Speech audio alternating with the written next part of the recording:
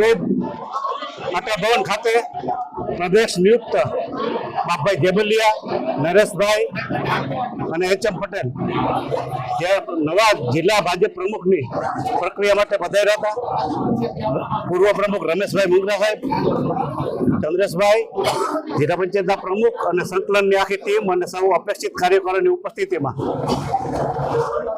પ્રદેશ ભાજપના પ્રમુખ પાટીલ સાહેબ અને મુખ્યમંત્રી ભૂપેન્દ્રભાઈ, રત્નાકરજી, કેન્દ્રમાંથી નરેન્દ્રભાઈ, અમિતભાઈ અને નડ્ડાજી સર્વોએ મારું નામ નક્કી કર્યું.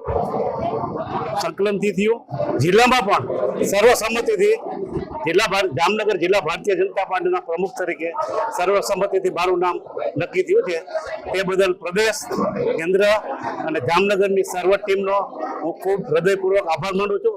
જિલ્લામાં પૂનમબેન, રાઘવજીભાઈ, ધારાસભ્ય મેઘજીભાઈ, પૂર્વ પ્રદેશ અધ્યક્ષ આરસી સાહેબ અને સર્વનો હું ખૂબ ખૂબ આભારી છું.